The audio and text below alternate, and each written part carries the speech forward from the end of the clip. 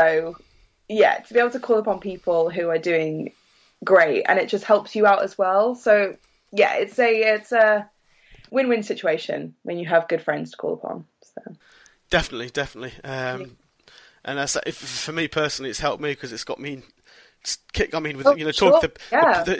From my point of view as well.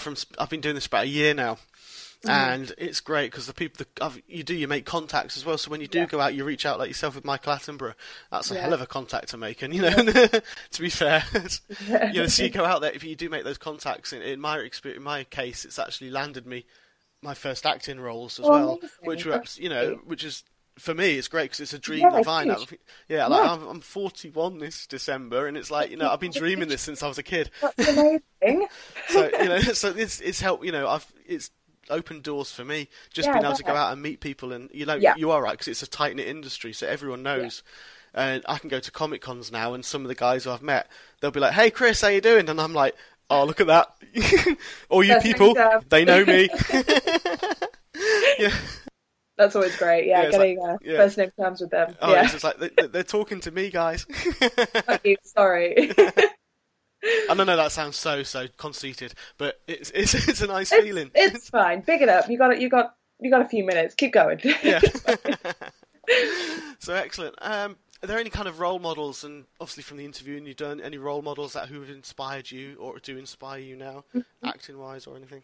Okay, so I'm a big family girl.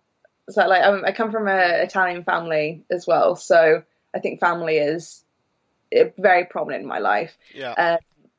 Especially my mum and dad, they worked so hard for what they've accomplished in their lives. And my dad was actually diagnosed with leukemia when I was little, and he luckily won his fight with it. And since then, all of us, my family and I, have been campaigning for and funding for leukemia research, and it's just that that willingness to keep going and to really remain strong in hard times that really inspires me. I mean, I had teachers at school who were always really encouraging when you felt completely alone and down, when you didn't get that role you wanted and you thought it was the end of the world, but you just got to keep going. I think that's what I've learned the most from talking to people and being inspired.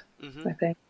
Lovely. I mean, first of all, happy to hear that your dad beat that. Yeah, he's all good. Yeah, very lucky. Yeah, he's all good. Yeah, that's fantastic as well. But yeah, no, it's lovely to have that sort of inspiration as well, because it doesn't always have to be someone on the screen. Your family. Yeah. It's like I've always said as well.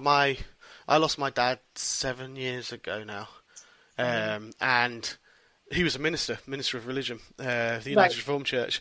But I've always inspired. He was a great people person, and that's my inspiration, because to be that sort of friendly and open and basically just accept everybody for who you are and what you do, and so my famous phrase is like, if I could have an ounce of what he had in his little finger, then it makes me a happy person, and that's really happy. Yeah.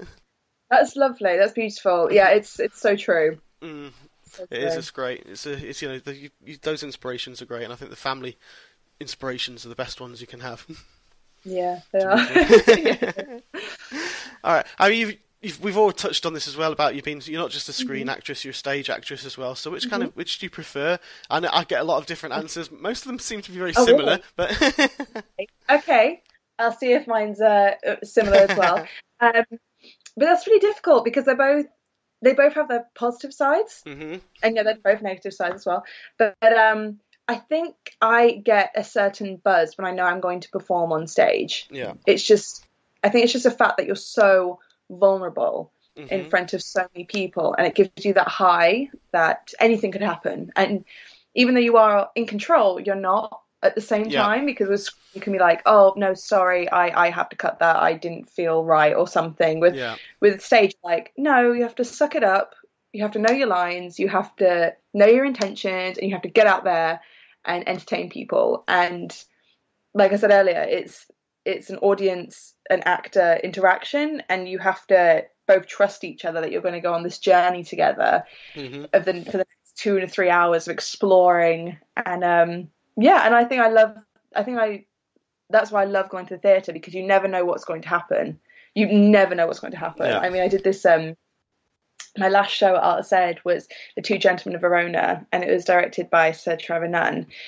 And it was Shakespeare, so, you know, immediately I was in my element. But we had a actual dog in the play, and Right. this poor little Labrador, bless him, he was just so old, and he just, like, I don't think he really knew what was going on half the time. But towards the end of the plays, he was just fed up. He did not want to be on stage anymore. Like one of the plays, one of the shows, he just didn't leave the stage when he had to. He just didn't leave, so he just stayed on stage the whole time. And like we changed location of the scenes, and this dog was just there, and we just had to acknowledge it. Like, oh, okay, like, oh, it's trouble. All right, okay, on its own. But yeah, so that's always, I like that though, because it makes it real. You know, it's not. Yeah. It makes everything real. So yeah, I enjoy hiccups. When an actor does a hiccup, I'm like, yes, it's good. Good, yeah.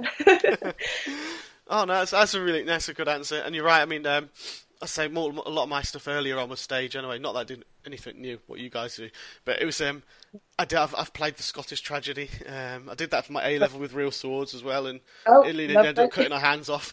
But we did it in university. I was one of the lords talking. Can't remember the exact scene. Sorry? Which did you prefer? Did you prefer to be like fighting, or did you prefer to be a lord and just, you know, like? I actually preferred fighting. Oh, yeah. Get my hands dirty, get in there. Yeah, you know? Yeah. But when we were lords, it was in front of the school, so we were performing it. It was an amateur performance for university, but for the local schools. So we were surrounded by about 300 school children, and I'll never forget this because there's two occasions. There's one where I had to play 7 characters in all the minor characters. Yeah. So one of them was the Lord, so I had a pipe, and we were smoking from pipes. I don't smoke, and I've never smoked a pipe before. Yeah. And I was there delivering this really, sincere and heartfelt dialogue with the person next to me about Macbeth, and I bit the pipe and the tobacco just went and flew out on the floor. And obviously 300 school kids, all teenagers, started sniggering and laughing. I delivered that. I completely delivered it, but with tears streaming down my eyes and my body convulsing from trying not to laugh. It's the worst feeling when you're doing a scene and something makes you laugh and you cannot laugh. It's, oh my goodness, I'm getting like goosebumps because it's happened to me so many times. It's so annoying.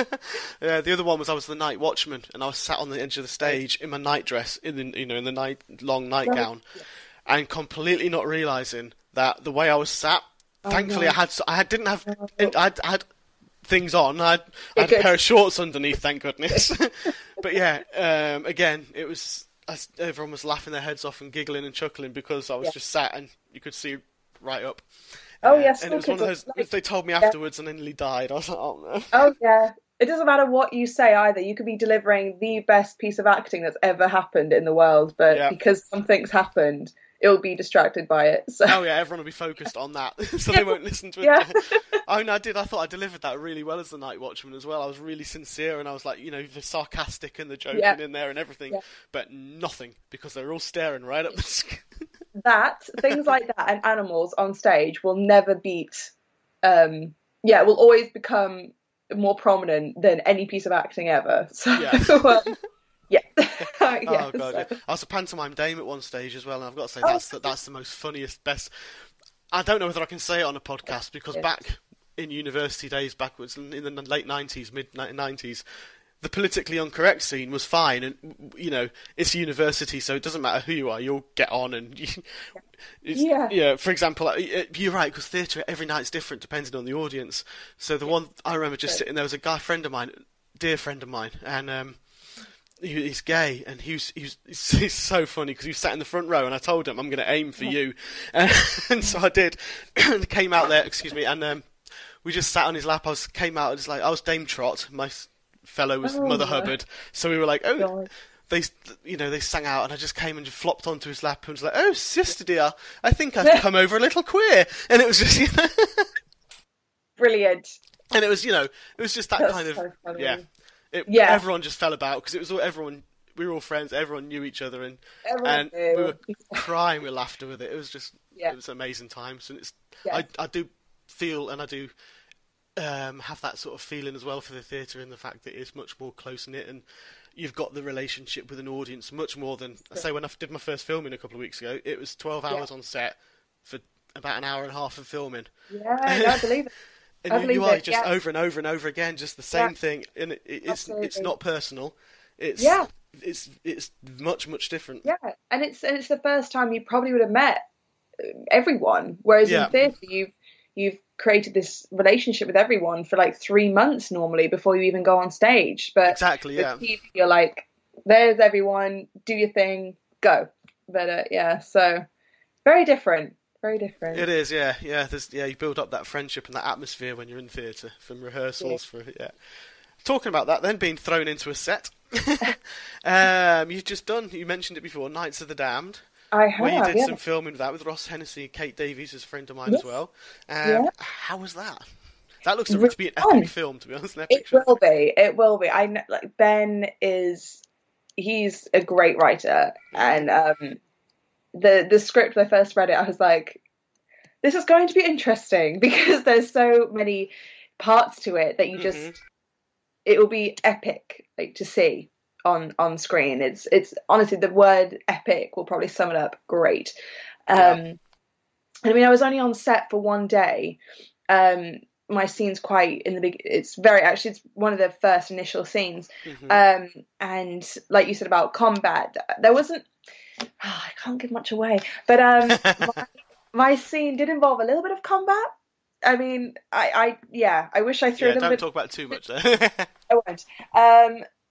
But it was so much fun, and I was watching the fight scenes with the other actors and everything as well, and they had all these long swords and rapiers and daggers, and I was just like, oh, I really want to get involved. I was like, I want to be in there.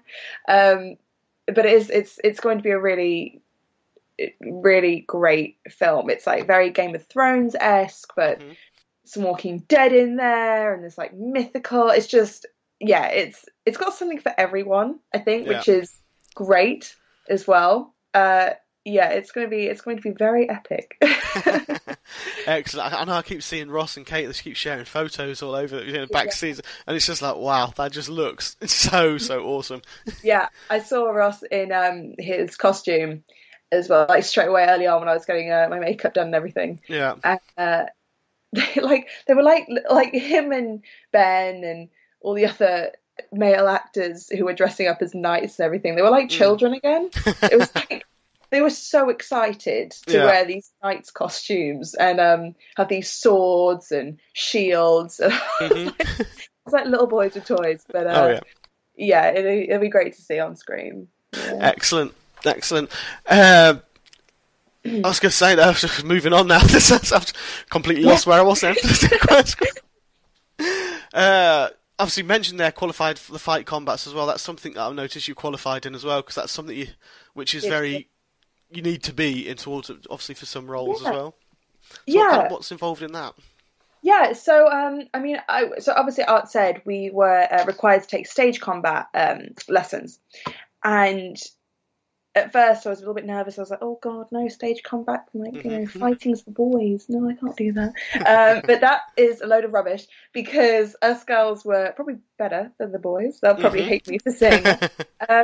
But it was so much fun. We had stage combat lessons once or twice a week, and it ranged from one-on-one physical contact to like hands on hands, to like long swords again, as I was saying, rapier and daggers, gun, like obviously not real gun, fake guns, and then we were examined on the on a routine we did, and we did it within a scene, and it I qualified for the BADC stage combat exam, and it's honestly, I thought a lot of schools actually did it, but it turns out a lot of schools don't actually offer that